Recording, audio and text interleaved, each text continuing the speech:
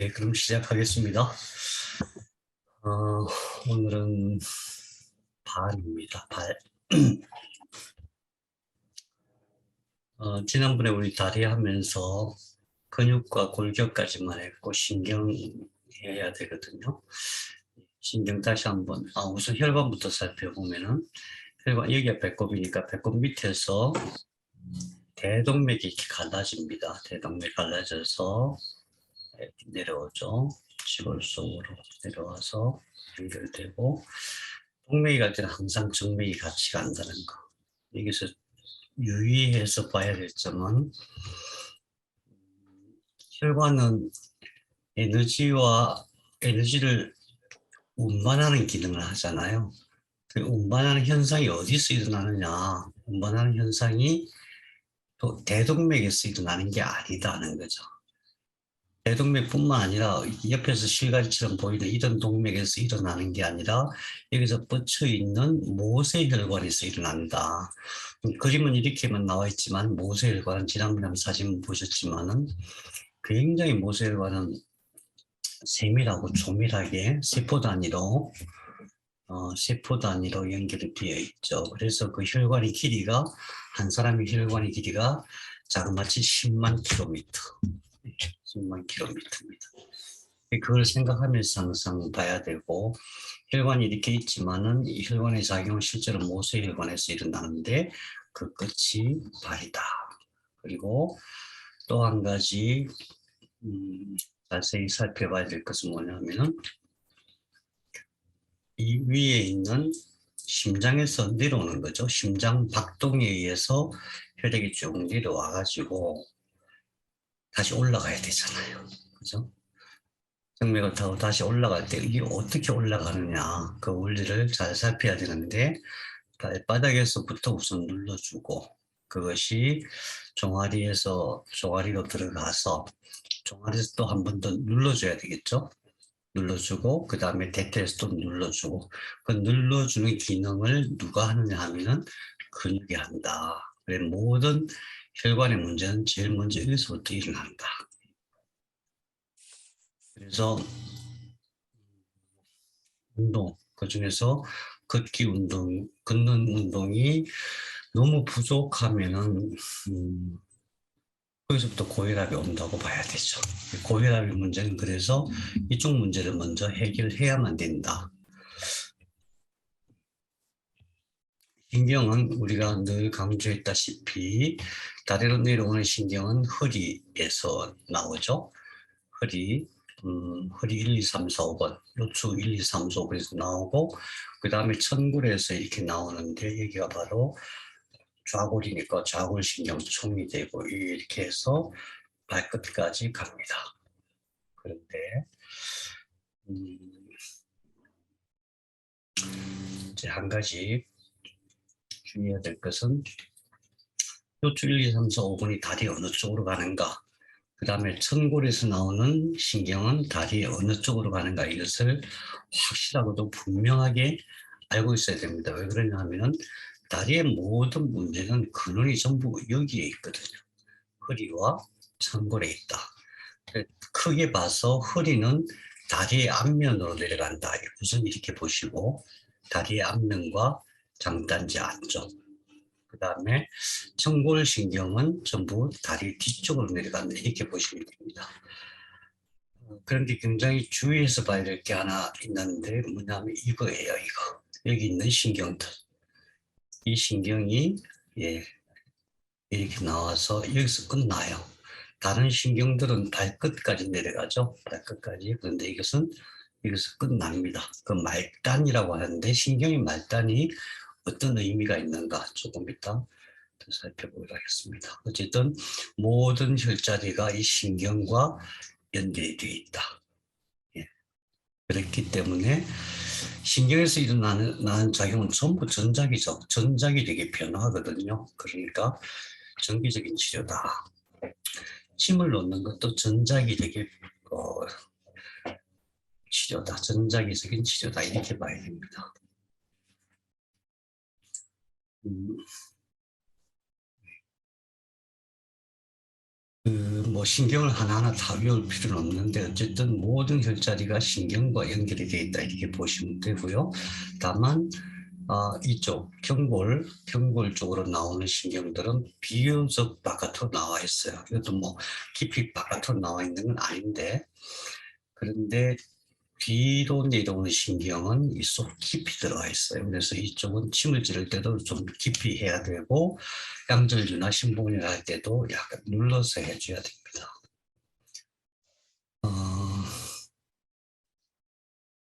예. 이것은 우리가 외워둘 필요가 있어요. 진단할 때 굉장히 유용하거든요. 허리에서 내려오는 신경이 1번. 자, 그 위에 붙여보죠. T12는 흉추 12번이죠. 흉추 12번이 치골 위에까지 내려와요. 치골 위에까지만 관리를 해요.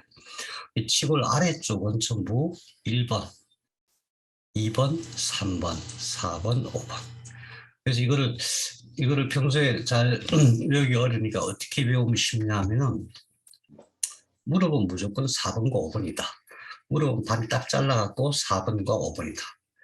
그런데 무릎에서부터 무릎 끝까지 해가지고 엄지발가락과 두 번째 발가락까지는 세 번째 발가락 절반까지는 4번과 5번이다. 이것만 잘 기억하면 돼요. 그럼 나머지 1, 2, 3번은 그것은 안쪽으로 들어간다. 우리가 좌골에서 여기 있는 근육들이 전부 좌골에서 내려오잖아요. 그래서 그리고 여기에도 다른 신경이 있는데 그 폐쇄신경이라고 한다. 그다음에 뒤쪽을 보면은 뒤쪽은 여기가 이제 엉덩이 끝이라고 봤을 때에 S1, 2, 3, 4 S1, 2, 3, 4, 5거든요. S1이 천골 1번 신경, S2가 천골 2번 신경. 천골 1번 신경 위에 있고 5번 신경 밑에 있잖아요. 상차, 중하, 혈자리로 우리가 상차, 중하 그렇게 잡는 거잖아요. 그래서 S1번이 뒤쪽으로 내려오고 2번, 3번, 4번, 5번. 그러니까 4번, 5번 여기에 있어요. 그러니까 결국은 천골 신경이 항문까지, 항문 회음 전부 다 관리해요. 그래서 여기가 왜 중요한지 지난번에 한번 근육을 보고 골반 기저근이라고 했죠. 밑에서 이렇게 딱 감싸고 있는 근육이에요. 그 근육을 관리하는 신경이 S4번, S5번이다. 나머지는 내려오는데 특히 이제 5번이 위고 5번이 아니다. 5번이 5번이 아래고 1번이 위니까 다리 끝까지 내려오면 S1, S2예요. S1, S2. 이것이 발바닥까지 관리를 한다. S1. 그래서 족저근막염 그러면은 천골하고 연관이 있구나 이렇게 봐야 되겠죠. 신경상으로는 뒤에 있는 여기도 종아리 이쪽 부분도 천골 1번, 2번 신경. 그래서 우리가 요초하고 천골 신경이 다리를 전체적으로 관리하는데 쉽게 생각해서 4번, 5번이 무릎 쪽. 그 다음에 S1번, 2번이 뒤에 종아리 쪽. 그렇게 보시면 되고 S1번은 여기까지 내려온다. 발바닥까지 관리한다. 다만 엄지는 요초 5번이다. 이렇게 보시면 됩니다. 여기서 이제 한 가지 유의해야 될 것이 말단이 어떤 의미가 있는가 하는 것이거든요. 신경의 말단. 신경의 말단이라고 하면은 무엇이 말단일까요? 무엇이 말단이냐 하면 뇌의 말단이에요. 뇌의 끝이에요. 왜냐하면 여기서부터 시작해갖고 최종적인 정보 처리는 뇌에서 하는 거잖아요. 물론 1차 정보 처리는 무의식적 정보 처리를 척수에서 하지만은 그 모든 신호를 다 뇌로 보내서 뇌에서 최종적인 의사결정을 하는 거거든요. 그래서 항상 신경의 말단이 굉장히 신경을 써야 됩니다. 왜냐하면은 신경의 말단이라고 하는 것은 뇌로 신호를 보내는 스위치 역할을 해요. 거꾸로 말하면은 신경의 말단이 약해지거나 기능을 못하면은 그 신경 경로, 시냅스거든요. 축삭이 신경의 축삭이 제대로 기능을 못하게 되고 뇌에서 알아차리지를 못해요. 그래서 저희가 항상 그러잖아요. 깊은 병이 들면은 근육이 없어진다. 왜 근육이 사라지는가? 근육이 소실되는 이유는 신경이 약해지기 때문이다. 그래서 여기가 요추신경의 말단이에요. 여기서 끝나요. 한 부분이죠. 모든 신경이 이리 다 내려오는 건 아니니까. 그래서 이 부분의 근육이 약해지면은 허리가 약해진다 이렇게 보셔야 되고,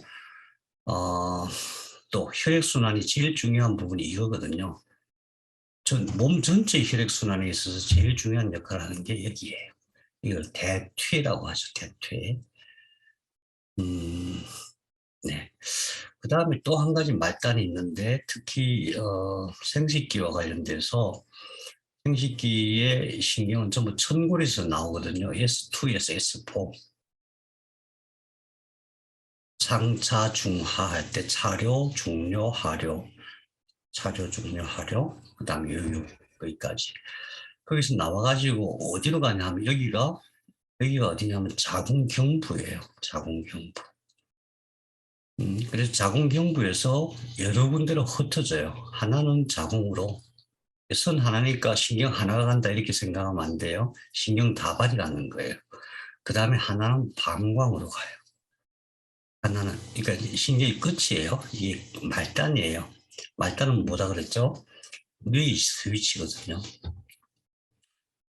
그 다음에 하나는 어디로 가냐면 여기로 가요. 클리토리스예요. 클리토리스. 그래서 이 부분이 여기서 이 자궁으로 가는 것이 퍼져가지고 난소까지 관리를 하거든요. 특히 여자분들에게 있어서 난소가 얼마나 중요한지, 난소가 튼튼하지 못하면 병이 오고, 난소가 건강하면 오래 살고, 예쁘게 살고, 건강하게 살 수 있다. 그래서 난소가 정말 중요한데, 난소로 연결되어지는 신경의 말단이 여기다. 이 부분. 그와 유사한데 남자는 이제 구조적으로 다르니까 여기 전립선 있잖아요. 전립선. 이 전립선이 자궁경부와 같은 역할을 해요. 경부에서 퍼지죠. 그래서 특히 전립선이 중요하다. 그래서 이쪽 신경이 문제는 뭐냐면은 소실되거나 아니면 잠이 들어요. 그러면은 큰 문제가 나요.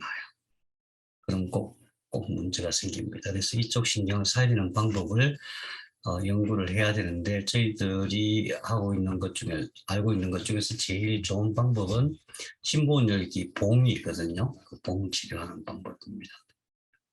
네. 의외로 굉장히 중요한 치료다. 또 한 가지 심보원열을 했을 때에 몸 전체에 열이 나거든요. 그 왜 그럴까요? 이게 원기이기 때문에 그래요. 원기가 기동하면서 뇌에 자극을 주고 뇌가 전체적으로 몸을 따뜻하게 만듭니다. 다시 말하면 뇌를 깨우는 역할을 해요. 남자들에게도 굉장히 중요하지만 여자들한테 진짜 중요한 부분입니다. 오늘 공주팀은 금요 예배가 있어서 못 들어오시거든요. 그래서 오늘 특별한 걸 한 가지 하기로 했어요. 그러니까 우리끼리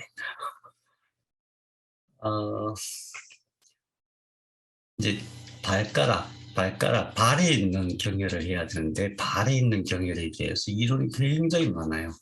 음양오행론에 따라서 오행침법, 상침법, 동시침법 해가지고 굉장히 이론이 많고 굉장히 어려워요. 그리고 굉장히 진짜 어려워요. 왜 어렵냐면은 잘 모르기 때문에 어려운 거예요.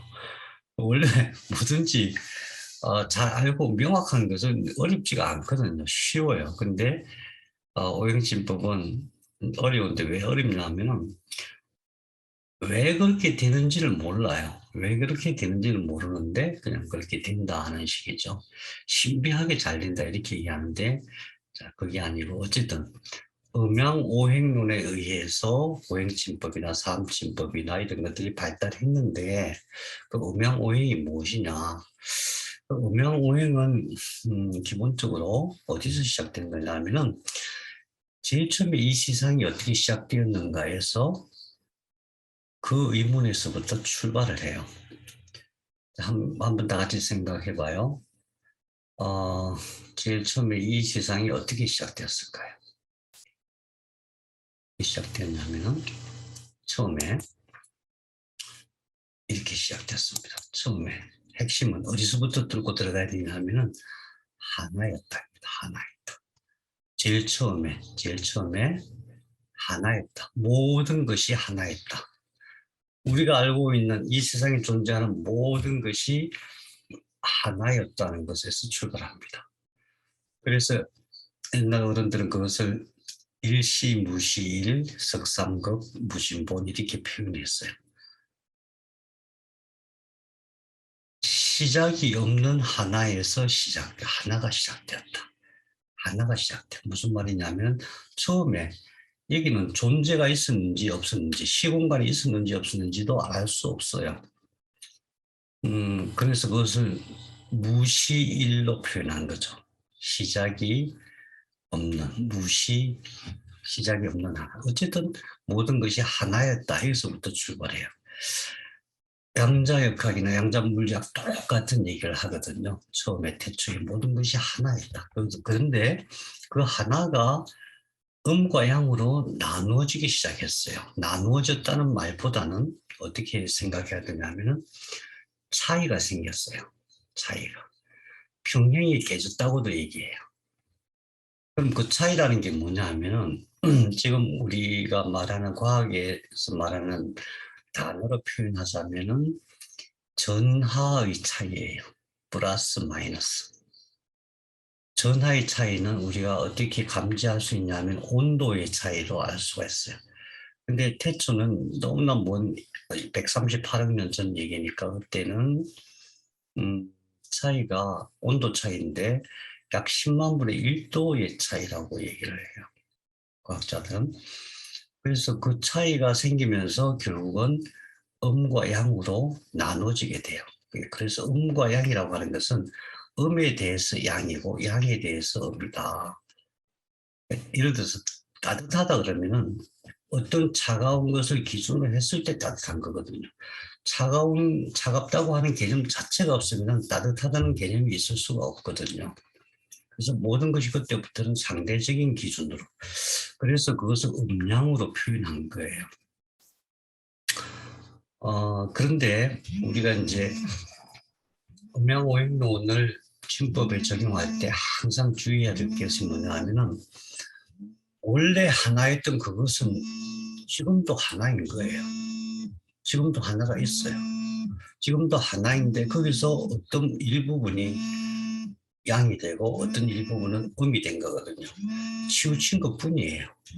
한쪽으로 몰린 것 뿐이에요. 그래서 원래 있던 그 상태, 그것을 중이라고 해요. 그래서 음과 양과 중으로 나눠진다. 그래서 그 파동을 표현할 때 이렇게 표현하잖아요. 이걸 양이라고 하면은 항상 양인 상태에서 음이 같이 있어요. 양과 음은 항상 같이 존재하고 그 양과 음의 원래 상태가 죄송합니다. 전화가 왔어요. 양과 음의 원래 그 상태, 원래 하나였던 그 상태도 여전히 존재하거든요. 그것을 중이라고 표현합니다. 그래서 하나가 셋이 되는 거예요. 하나가 둘로 쪼개지는 게 아니에요. 그래서 우리가 사회적인 현상에 있어서도 이분법이 그렇게 해독해악이 많다고 얘기하는 이유가 뭐냐면 원래 그렇지가 않기 때문에 그래요. 원래 그렇지가 않기 때문에. 원래 음양이 따로 있는 게 아니거든요. 상대적으로 그렇다 하는 상태만 얘기하는 것 뿐이에요. 그래서 모든 존재는 중이 있고 원래 상태, 원래 에너지가 있고 원래 어떤 상태가 있고 거기에서 상대적으로 플러스가 있고 마이너스가 있는 거예요. 이제 측정이 되는 거죠. 플러스 1, 마이너스 1 또는 플러스 2, 마이너스 2. 근데 그것은 항상 같이 존재한다. 그래서 거기서부터 이제 맥스웰 방정식이 나오고 그런 것들을 기초로 해서 양자역학이 발달하게 된 거고, 양자역학이 발달하면서 우리가 알고 있던 근원에 대한 여러 가지 해법들이 나오게 된 것입니다. 근데 이것이 왜 중요하냐? 이 변화, 음과 양으로 늘 바뀌고, 음이 있을 때 항상 양이 존재하고, 그러면서 동시에 항상 근원으로 돌아가고, 이것이 생명현상이에요. 우리는 생명현상을 생각할 때에 특히 병이 들었을 때 무한정 음의 상태로 빠졌다 또는 무한정 양의 상태로 빠졌다고 생각하는 경향이 있어요. 그렇지가 않습니다. 항상 양에서는 음으로 가는 과정에서 원래 상태로 회귀하고 그 다음에 변화가 되고, 변화가 된다고 했을 때 양에서 음으로 변화된다 했을 때 반드시 동시에 양에서 음이 존재하면서 음이 또 양이 되는 거예요. 항상 같이 있는 거예요. 같은 음, 양이 플러스 1이면 음도 마이너스 1이에요. 양이 마이너스 1이 되면 음도 플러스 1이 되는 거예요. 그래서 이렇게 변화하는 것은 원래 있던 그것이 없어지는 게 아니고 영원히 치우치는 것도 아니거든요.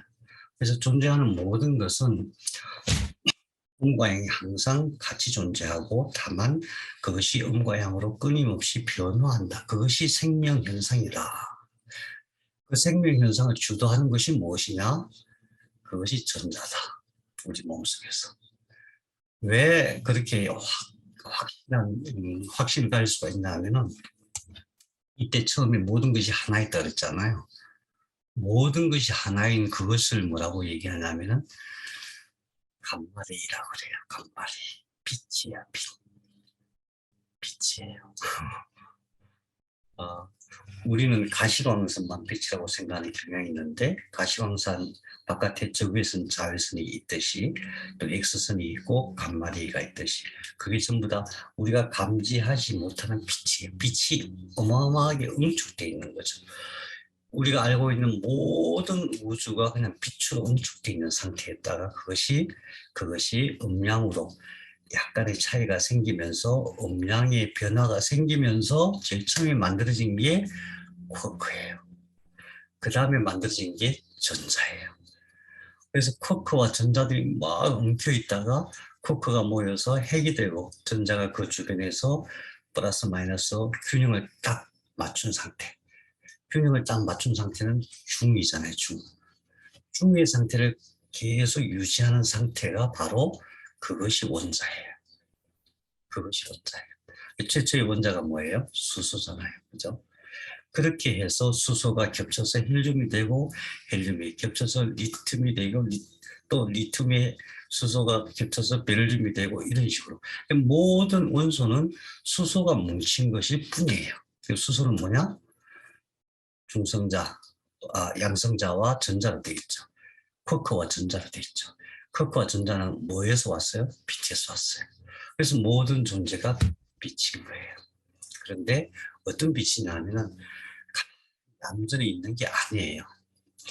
끊임없이 움직여요. 그것이 음량이에요. 끊임없이. 어마어마하게 빠른 속도로 엄청난 에너지를 가지고 끊임없이 움직이고 그것이 음량이고 그런 현상이 바로 생명의 생명현상의 비밀이기도 한 거죠. 그래서 음량은 이렇게 표현해요.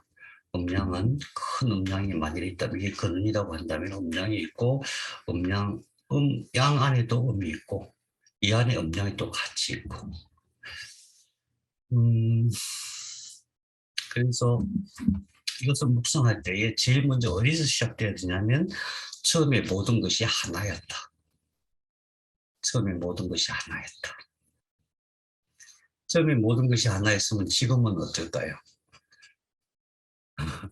지금은 균형이 서로 이렇게 깨져 있으면서 또다시 균형을 맞추는 거예요. 균형이 깨지면서 새로운 변화가 생기고 그러면서 또 거기에서 나름대로 균형을 맞추고 이렇게 존재하는 게 우주고 우리 몸이거든요. 생명현상은 그런 것이다. 절대 이렇게 고정되어 있는 게 아니고 어떤 방향으로 확정되어져 있는 것도 아니다.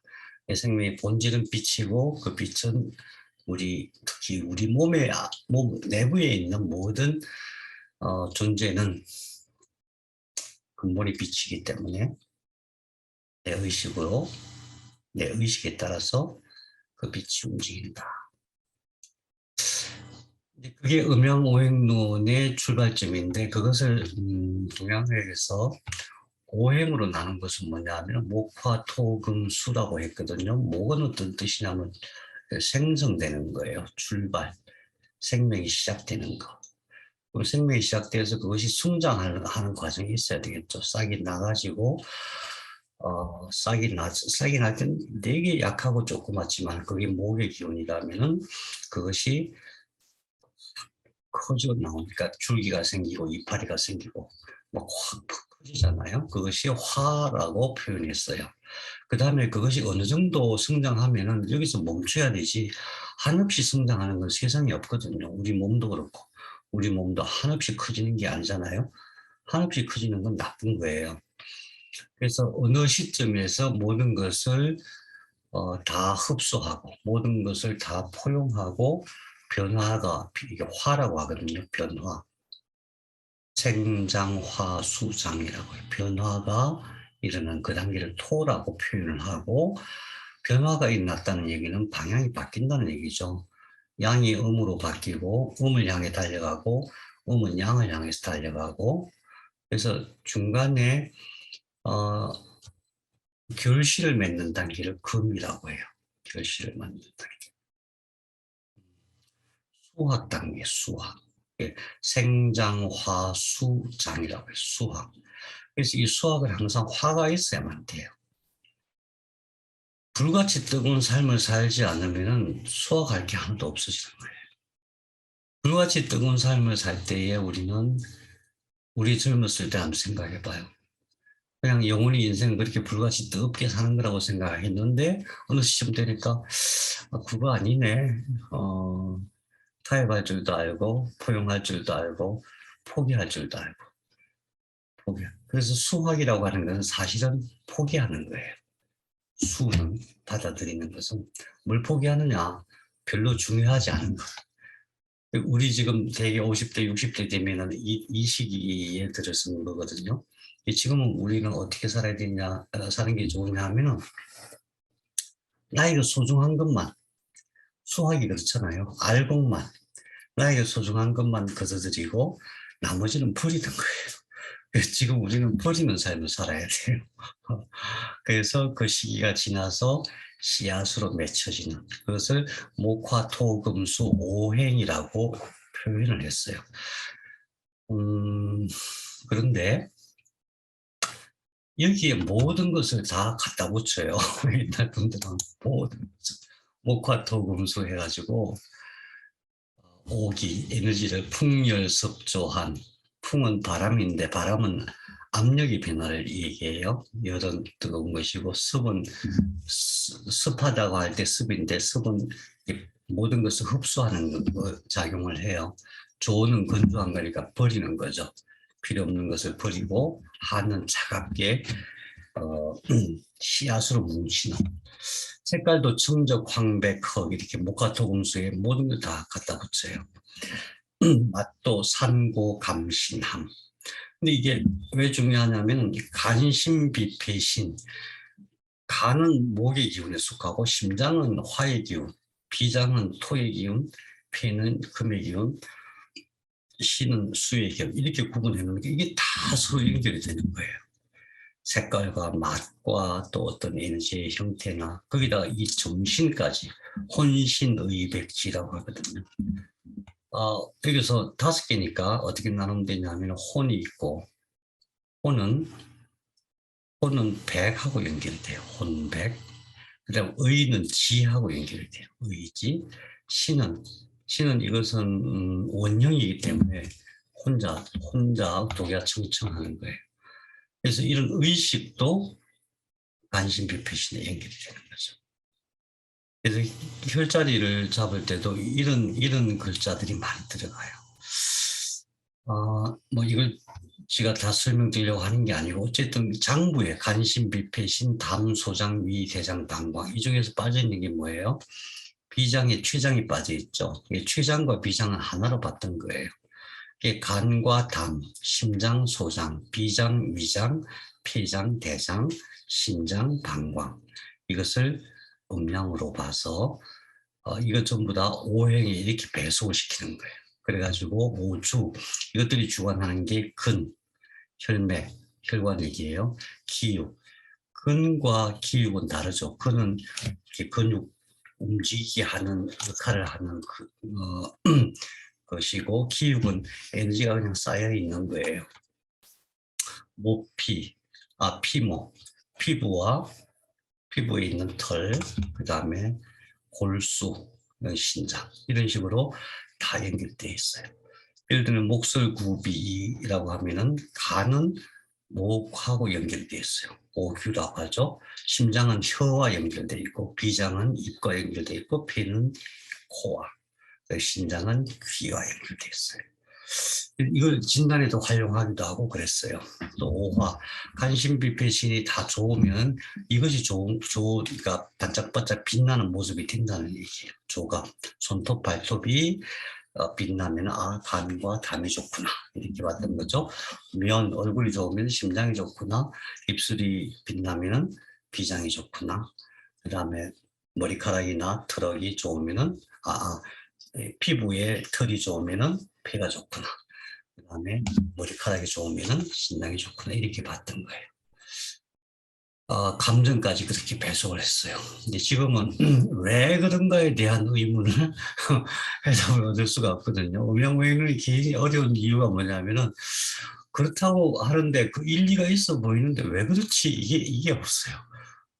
그래서 사실은 현대의학에서 적용하기가 쉽지 않아요. 그런데 그럼에도 불구하고 오수열, 그러니까 오행의 목화토금수의 오수열, 정형수경합을 연결시켜 놨어요. 이거 다 잊어버려도 돼요. 다 잊어버리세요. 머리 아프니까 몰라도 돼요. 그런데 정형수경합은 알아야 돼요. 정은 셈이니까 솟아난다는 의미고 형은 실개천, 실개천 형자예요. 그러니까 샘에서 물이 솟아서 쫄쫄쫄쫄 흐르는 실개천, 수는 보낼 숫자예요. 경은 지나다, 합은 합시다. 이게 전부 다 에너지의 흐름을 표현한 것인데 에너지가 솟아나는 자리를 정혈이라고 하고 에너지가 흘러 들어가는 것을 형혈이라고 하고 그 다음에 에너지가 좀 커져갖고 개울처럼 이렇게 보내지는 보내는 역할을 하는 것을 수혈이라고 하고 그 다음에 그것보다 더 커진 이제 그런 에너지 통로를 경혈이라고 하고 합혈이라고 해요. 근데 제가 오늘 발가락을 하면서 왜 이제 온수열을 설명을 드리냐 하면은 이 중에서 정혈이 신경 말단이에요. 말단이면 무엇의 말단이라고 말씀드렸죠? 뇌의 말단이죠. 뇌의 말단.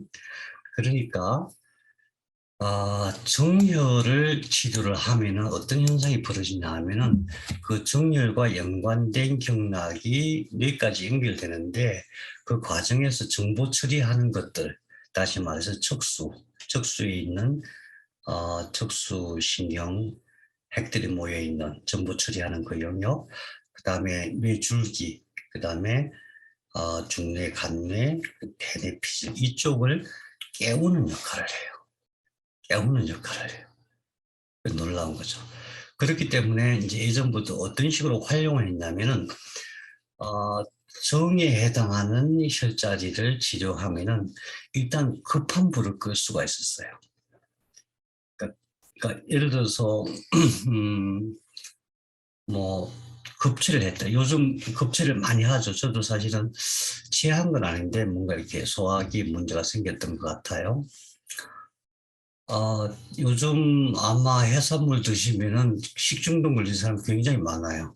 때가 지금 그런 때예요.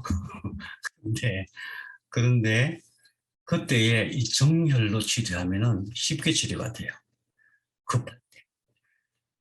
깨어나게 할 때, 모든 면역작용이 확 거기 몰리게 할 때, 그때 정열치료. 예를 들면은 식중독 걸렸을 때, 요즘 식중독이 갈수록 독해서요. 그래서 병원에서 막 주사 맞고 해도 안 나. 예전에 식중독 걸리면은 병원에서 뭐 주사 맞고 링거 하나 맞고 그러면 금방 나았잖아요. 요즘 며칠 가요. 계속 굉장히 힘들어요, 몸이. 왜 그러냐면은 박테리아 바이러스가 그만큼 강해졌어요. 그런데 놀랍게도 위와 관련된 정열이 내정혈이거든요. 여태와 내정을 같이 써요. 그 중에서 뒤에 있는 이내정이라는 혈자리가 있어요. 거기다가 뜸을 뜨면은 이내정의 뜸을 한 30방울 떠요. 그러면은 거의 대부분 제가 여태까지 식중독 걸려서 거기 떠갖고 안 낫는 사람 아직 한 사람도 못 봤어요. 이 급성 위통, 뭐 취했다 그럴 때도 마찬가지예요. 이내적인 뜸을 한 30방 뜨면은 거의 다 해결이 돼요. 그런 식이죠. 예를 들어서 성질이 너무 고약해갖고 막 참지 못하는 사람 있잖아요. 뭐 누가 한 소리 해가지고 막 성질이 막 나가지고 기절하는 사람 있어요. 얼마나 대단한지 기절을 해요. 그러면 어떤 거예요? 간이 문제가 된 거거든요. 예, 간의 정혈에다가 뜸을 떠주면 금방 깨어나요. 뭐 이런 식이에요. 그래서 우리는 음양오행과 오수혈 이 개념을 어떻게 받아들이면 되냐 하면은 뇌신경의 말단이다. 근데 그 말단은 스위치 역할을 한다. 스위치를 켜주면은 일단은 급한 상황이 해결된다. 거꾸로 말하면은 어떤 병이 왔다는 것은 그 경락 또는 그 신경 자리가 지금 작동을 멈췄다 이렇게 봐야 되거든요. 불이 꺼진 상태다. 불이 꺼졌다는 얘기는 신경의 축삭이 불이 꺼졌다는 얘기가 아니고 그 정보를 처리하는, 다시 말하면 신경 핵들이 모여있는 그 영역들이 작동을 안 한다는 뜻이에요. 그래서 그걸 켜주면 해결이 된다. 그런 의미에서 정형수경합이 굉장히 중요하다. 그래서 이제 오늘은 발에 있는 오수혈을 공부하기로 하겠습니다. 짠. 이거 제가 간추리고 되게 쉽게 이렇게 표현하려고 고민 무지하게 했습니다. 고민 무지하게 했어요. 근데 분명히 이거 다 외우시라 그러면 안 외우실 게 뻔하기 때문에 어떻게 하면 꼭 알아야 될 것만 말씀드릴 수 있을까? 네, 우선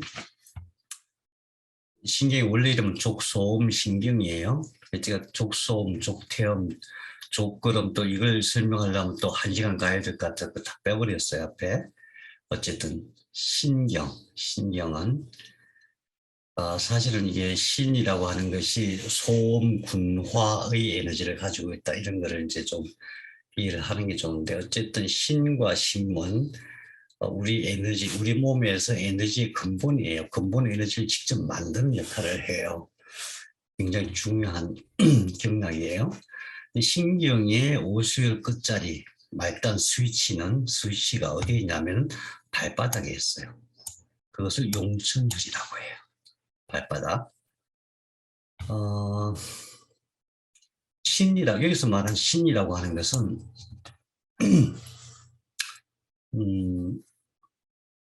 리프로덕션 오가니즘. 그러니까 리프로덕티브 오간, 그러니까 재생기관. 다시 말하면 방광, 자궁, 난소, 생식기 전체를 다 신이라고 해요. 신장뿐만이 아니에요. 신장까지 포함해가지고 거기다가 직장까지 포함해야 돼요. 발생학적으로 보면 그것이 한 영역에서 만들어져요. 그것은 우리가 부모님으로부터 받은 원래의 세포가 있다 그랬잖아요. 그 원래 세포의 에너지와 정보를 있는 그대로 보관하고 그것을 성장시키는 역할을 하는 장기들이거든요. 그것을 신이라고 해요. 그러니까 신 그러면 신장만을 얘기하는 게 절대 아니에요. 그래서 다시 말하면 원기를 가동시키는 장부예요.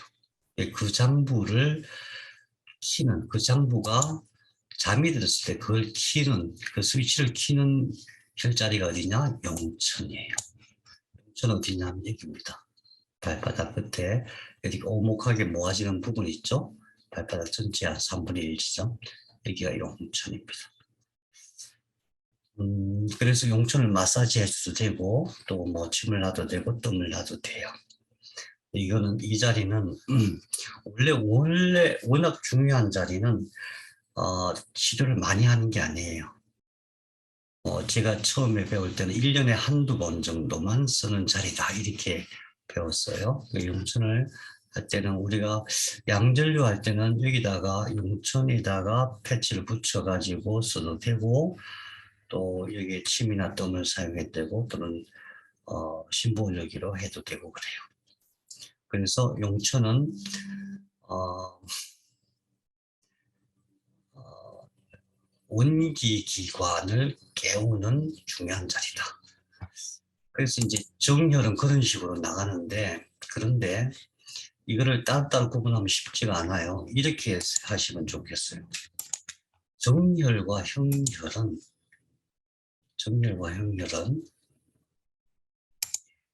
그냥 하나로 보셔도 돼요. 역할이 그렇다는 거죠. 기능상으로 하나로 봐도 돼요.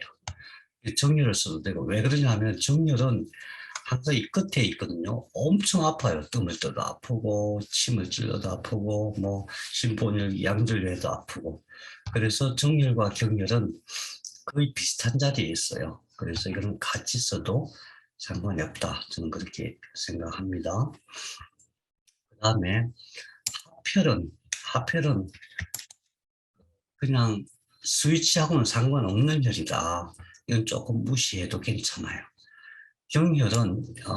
경혈도 경혈과 하펠 이 두 개는 스위치하고 별로 상관이 없다 이렇게 생각해도 괜찮아요.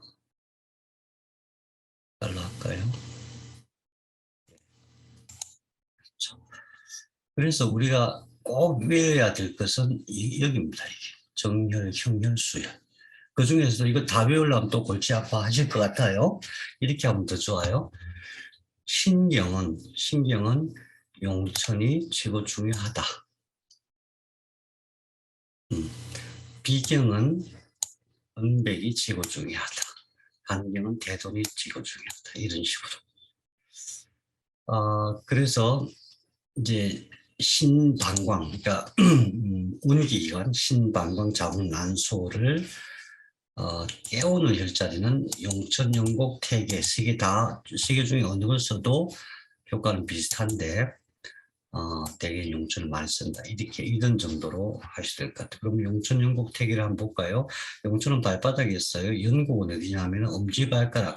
그러니까 발을 딱 피면은 발 안쪽이죠. 발 안쪽에 보면은 중간에 뼈가 하나 잡히는 데가 있어요. 이 뼈는 잘 안 잡히는데 여기는 쑥 들어가서 뼈가 잡혀요.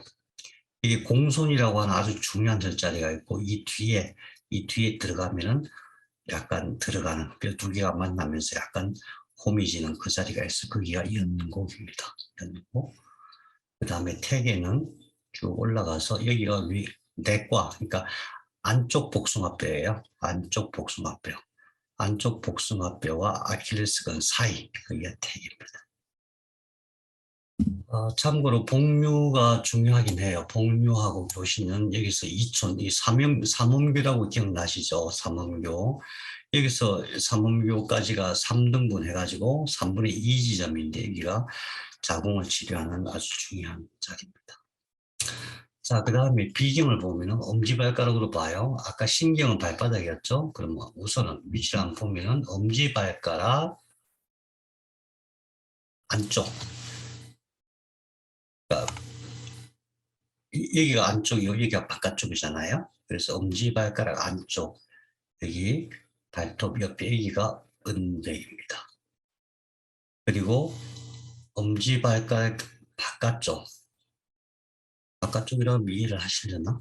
어쨌든 이렇게 딱 서면은 여기가 다리 안쪽, 여기가 다리 바깥쪽이니까 안쪽, 바깥쪽 여기가 대손입니다. 여기는 비는 뭘 얘기해요? 비장, 위장, 췌장을 다 주관하는 게 비경이거든요. 그래서 소화기와 관련돼서 소화기 중에서 비장, 위장, 췌장과 관련돼서는 음백을 보는 거예요. 이게 굉장히 진단하는 데도 굉장히 중요해요. 소화기가 약해지면은 여기가 원래 이게 살이 두툼하거든요. 이 살이 쑥 들어가요. 세포들이 싹 소멸된 거예요. 여기 세포가 소멸됐다는 얘기는 위장, 췌장, 비장이 약해졌다 이렇게 봐야 됩니다. 위장, 췌장, 비장의 기능이 많이 약해졌다 이렇게 봐야 되는 거거든요. 그래서 여기가 이 라인이 전부 다 비경이에요. 그 다음에 발톱의 바깥쪽, 발톱 바깥쪽 여기가 대돈, 여기 대돈이라고 써 있죠. 이 대돈은 간경이에요. 간의 기능이 약해지면 여기도 마찬가지로 이렇게 쑥 들어가요. 발톱 옆에 살이 도톰한 게 정상인데 발톱 옆에 손을 이렇게 만져보면 살이 없어요. 그러면 간이 제대로 깨어있지 않다 이렇게 봐야 돼요. 아픈 사람들 다 그래요. 아픈 사람 제일 먼저 제가 항상 발가락부터 만져보잖아요. 아픈 사람들은 이쪽에 살이 없어요. 살이 없다는 게 어떤 의미예요? 세포가 많이 소멸됐다는 얘기죠. 왜 세포가 소멸돼요? 세포가 소멸되려면 기본적으로 혈관에서 에너지 공급이 잘 안 되기 때문이죠. 다시 말하면 모세혈관이 제자리를 못 잡고 있다는 뜻이죠. 왜 모세혈관과 세포가 죽어요? 신경이 관리를 못해서 그래요. 신경이 관리를 한다는 개념이 어떤 개념이냐면은 여기서부터 여기서 어디로 가요? 여기서 요추로 가잖아요. 여기로 나오는 신경이 어디서 연결돼요? 요추에서 연결되잖아요. 이 요추 안에 있는 신경핵들이 관리자인데 그 관리자들이 일을 못한다. 내지는 일을 안 하고 있거나 또는 힘들어서 지쳐 있다. 이렇게 봐야 되죠. 그럼 어떻게 해야 되냐면 여기를 자극해서 여기 스위치를 켜가지고 그 관리자들을 깨우는 역할을 하는 것이 정리혈이에요. 그래서 사실 굉장히 중요하죠. 근데 맨날 깨우기만 한다고 될까요? 깨어났어. 깨어났는데도 일을 안 해. 그 어떤 상황이에요? 힘이 드는 거예요. 노쇠해진 거죠. 기능이 약한 거죠. 그러면은 그 부분을 직접 그 관리자를 직접 회복시키는 치료를 해야 되겠죠. 어쨌든 여기는 전부 다 깨어나게 하는 데는 아주 특별하다. 그래서 비경을 보면 음백이 여기고 대돈이 이 발가락 보이죠? 발톱 그 위에 있는 발가락. 항상 뼈는 이렇게 온폭 들어가요. 끝에 튀어나오고 이쪽으로 튀어나오니까 그 온폭 들어가는 부분이 있고 그 다음에 태백은 그 다음 뼈에서 또 온폭 들어간 부분. 자세히 보시면은 여기 뼈가 하나 있고 여기 뼈가 있잖아요. 뼈의 뒤쪽에 온폭 들어가는데 또 이 뒤쪽 뼈에서 앞부분에 온폭 들어가는데 여기가 이걸 어떻게 치료하면 될까? 침과 뜸만 생각하면은 생각만 해도 아파요. 그런데 양절유나 또는 신부원열기로 하는 방법이 있습니다. 아주 효과가 좋습니다. 그 다음에 간경을 보면 여기가 대돈, 여기 대돈이라 했죠. 그 다음에 여기서 쭉 올라가면 태충이라고 있어요. 행간 무시도 되고 대돈은 워낙 많이 쓰기 때문에 행간 별로 안 써요. 근데 여기 보면 태충이라고 있어요. 발가락, 엄지발가락과 두 번째 발가락 사이에 손으로 쭉 위로 올리면 푹 들어가는 데가 있어요. 이 뼈 둘사니까 푹 들어가죠. 이게 태충이에요. 간을 치료할 때 항상 쓰는 자리가 태충입니다. 그 다음에 간경이 이렇고 그 다음에 위경은 두 번째 발가락의 바깥쪽, 바깥쪽 발톱 옆에예요. 여기 여태예요. 여기 여태. 그리고 두 번째 발가락과 세 번째 발가락 사이 여기가 내성입니다. 내는 아니란 뜻이고 정이라고 해서 정원을 얘기해요. 근데 실제로는 여기 내정보다도 여태나 내정보다도 위를 치료할 때 이 내정이라고 해서 이 뒤쪽 다시 말하면은 두 번째 발가락과 세 번째 발가락 사이 발바닥 쪽이에요. 발가락을 이렇게 벌려보면은 발가락을 붙들고 있는 근육이 이렇게 갈라지면서 갈라진 그 사이가 살짝 느껴져요. 그 자리에 뜸을 뜹니다. 발가락이 두 개가 있으면 이걸 이렇게 벌리면 이 안쪽에서 근육들이 이렇게 갈라지잖아요. 갈라지는 자리.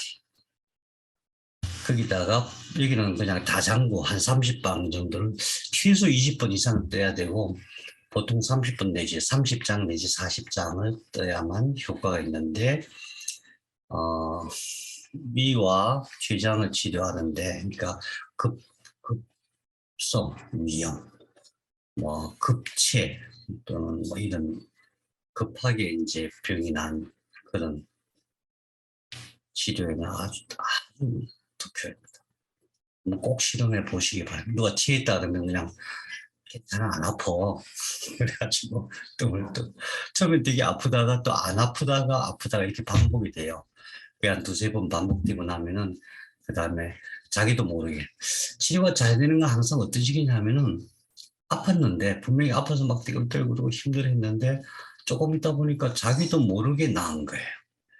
갑자기 확 좋아지는 그런 느낌이 아니라 안 아프네? 언제 나았지? 아까 내가 뭐 무슨 약을 먹어서 나았나? 그러거든요. 그래서 옛날에 침통하는 사람들 항상 억울해했어요. 자기가 치료해주고 났는데 사람들이 자기가 침 나와서 나았다고 안 믿는 거예요. 내가 뭘 해서 나았나? 원래 내가 안 아팠었나? 뭐 이런 식으로. 여기가 이내정이라고 하는데, 여기가 그렇게 효과가 좋습니다. 그 다음에 여태 내정, 예, 함곡 여기도 마찬가지로 여기 푹 들어가는 부분인데 많이 쓰지 않아요. 오히려 거기보다 해계를 많이 씁니다. 해계는 발등과 다리가 만나는 그 지점 푹 들어간 중앙 지점이 있어요.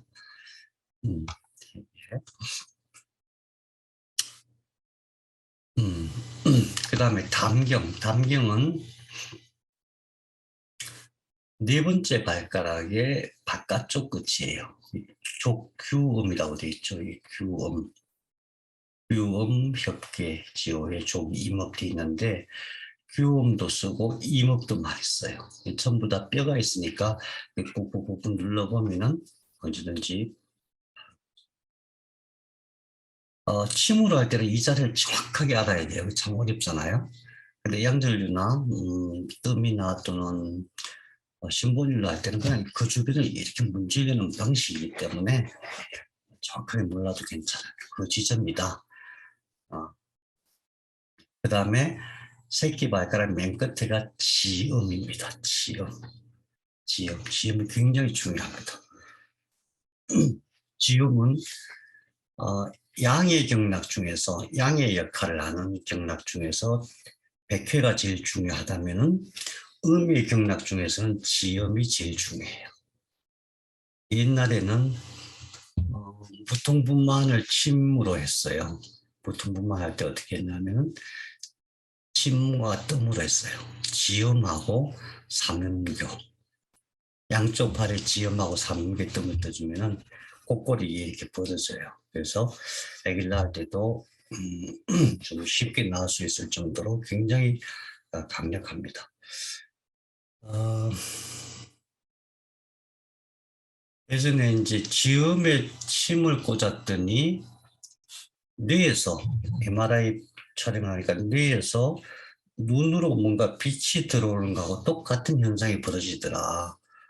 그것을 연구해갖고 논문 냈다가 물론 나중에 처리하긴 했지만 그런 연구도 있었어요. 지음은 그러니까 항상 우리는 이 자리는 전부 다 뇌로 연결되는 지점이다. 뇌를 깨우는 지점이다. 이렇게 봐야 되고 지음은 아까 용천은 원기기관이었잖아요. 원기기관. 그러니까 방광장, 난소, 정소, 직장. 여기. 지음은 어떤 역할을 하냐면 방광경인데 원래 방광경이라고 하는 것이 방광을 치료하는 경락이 아니에요. 방광경은 우리 지난번에 봤듯이 척추 옆에 쫙 배열이 되어 있어요. 척추 옆에. 그러니까 방광경락과 연결되어 있다 이렇게 봐야 돼요. 그냥 이름이 방광경이지만은 그래서 이 지음은 척추를 깨우는 데 있어서 굉장히 중요한 역할을 해요. 척추만 깨울 뿐만 아니라 뇌까지 뇌 후두부까지 올라가요. 뇌 후두부까지 통곡 있고 속골, 경골 있는데 뭐 이 자리를 이렇게 해주면 되겠죠.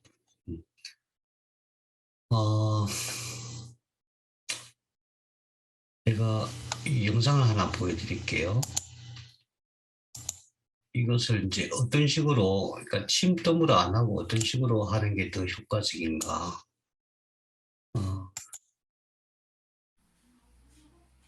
행복력이에요. 지금 이 자리가 어디? 대돈. 대돈에 크림을 바르고 신분이 들어가지고 저렇게. 누워있는 사람이 누군지 아세요? 혹시 아세요? 윤미장 목사님 누워있는 사람 누군지 모르세요? 저예요. 왜 모르시나?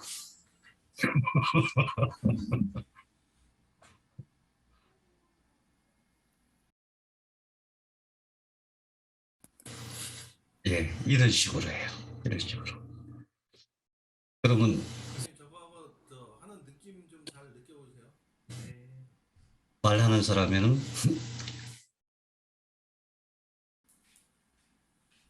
이영환 선생입니다. 옛날에 양절기가 이렇게 생겼었어요. 그럼 대동만 하면 되는 게 아니라 여러 개 혈자를 같이 하는 거예요. 이거는 이제 대동만 이렇게 했는데. 선생님, 근데 발목이 부어 있어요?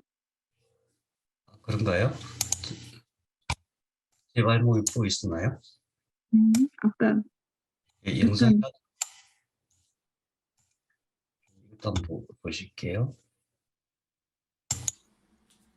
이건 태백입니다. 태백. 비경 중에서 태백. 여기. 그러니까 침은 혈자리를 정확하게 알아야 되는데 이걸로 할 때는 이렇게 하면 되니까 되게 쉽죠. 몇 분해요? 이분 하는 거 한번 보세요. 굉장히 간단해요. 보통 한 혈자리에 한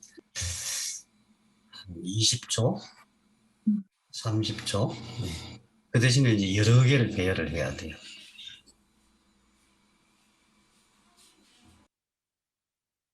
태백이 그렇고. 하나 더 보실게요. 이게 곡천이에요. 그러니까 아까 말씀드린 오수혈을 가지고 다 하는 거예요.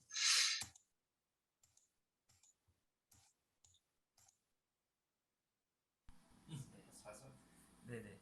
근데 다 똑같은 반응을 보이세요. 그러니까 처음에는 좀 아프신데. 좀 아픈 게 문제가 있고. 네네. 그럼 약하게 드릴게요. 이제 나중에 출혈이 생길 수가 있으니까. 출혈은 생기면 안 돼, 이거. 그러니까 심을 몇 도 정도로? 그거는 사람마다 다 달라요. 위치만 다르고. 그러니까 플레이트를 면에 놓고 이것도 쓰세요. 하면 되거든요. 여기는 약간 좀 온도를 높게 했어요. 그렇게 했더니 이런 변화가 생겼어요. 한번 보세요. 어떤 변화가 있나요? 견갑골. 선명하다. 키를 보세요. 이게 120이죠. 이게 150이죠. 이게 150이죠. 키가 갑자기 쑥 커지더라고요. 이게 150cm이거든요. 제가 165cm거든요. 이렇게 하니까 2, 3cm 쑥 커지는 거예요. 제가 말씀드린 게 이해가 되시죠? 오수혈을 치료하니까 오수혈이 척수와 뇌를 깨워가지고 일시적으로 확 커지게 만드는 거예요. 커지는 것이 목적은 아니거든요. 커지는 것이 목적이 아니라 그걸로 인해서 뇌와 척수에 있는 그 정보를 처리하는 그 세포들이 살아난다. 그런 거예요. 그래서 물론 이제 다른 모든 혈자리도 이런 방식으로 할 수 있지만은 이건 특히 이제 이것만 전문적으로 하는 그 샵들이 몇 개 있어요. 거기는 왜 이것만 전문적으로 하냐면 이거 30분이면 다 끝나거든요. 하기 전에 이렇게 사진 딱 찍고 하고 나서 사진 딱 찍고 그러면 확실하게 보이잖아요. 그러면서도 특히 통증 관계나 근골절개 이쪽은 치료가 잘 되거든요. 근데 이제 오수혈은 문제가 뭐가 있냐 하면은 근본적인 치료는 아니에요. 근본적인 치료는 아니지만은 일단 증상을 치료하는 데는 아주 효과가 있어요. 그게 그 원리가 바로 스위치 개념이다. 그런데 그럼 근본적인 치료에 있어서 스위치 개념은 어떤 역할을 하는 것이냐? 일단 깨어나게 하는 거예요. 그래서 수시로 해줘야 되는 거예요. 예를 들어서 어떤 간의 경락, 간이 문제가 있는데 가만 보니까 간을 관리하는 그 정보 처리를 하는 그 영역들이 제대로 역할을 못하고 있다. 튼튼한데도 불구하고 게으름을 피우고 있다, 잠자고 있다, 이럴 때 쓰는 것이 오수혈이에요. 대부분 또 그런 현상이 많이 일어나요. 아주 노화가 많이 진행돼 가지고 척수나 뇌가 심하게 손상돼 있거나 세포가 많이 소실되어 있을 때는 그것만으로 안 되겠죠. 그러나 대부분 정상적으로 잘 걷고 잘 생활하는 대부분의 사람들은 척수와 뇌에서 관리자의 역할을 잘 못하기 때문에 그래요. 그때는 그걸 깨워주는 것이 굉장히 효과적이다. 엄청 효과적이다. 이걸 촬영하는 기기를 모알이라고 해요. 이 격자, 아주 작은 격자를 이렇게 겹치면은 이런 현상이 나타나게 돼 있어요. 앞으로 이제 샵을 하실 분들은 근데 이 모알이 만드는 분들이 뭐 몇백만 원씩 받고 하더라고요. 그냥 스스로 만들어도 됩니다. 아주 간단합니다. 이거. 그렇게 만들어서 샵에서 활용을 하면은 좋을 것 같습니다. 자, 오늘은 우리 발까지 했고요. 우리 다음 시간이 실전경락 경연은 마지막 시간입니다. 다음에 이제 팔이랑 손하고 끝낸 다음에 그 다음 주에는 이제 뇌 공부와 양전류 이렇게 시작하도록 할게요. 오늘은 여기서 마치겠습니다. 감사합니다. 고맙습니다. 감사합니다. 선생님. 고맙습니다. 감사합니다. 고맙습니다.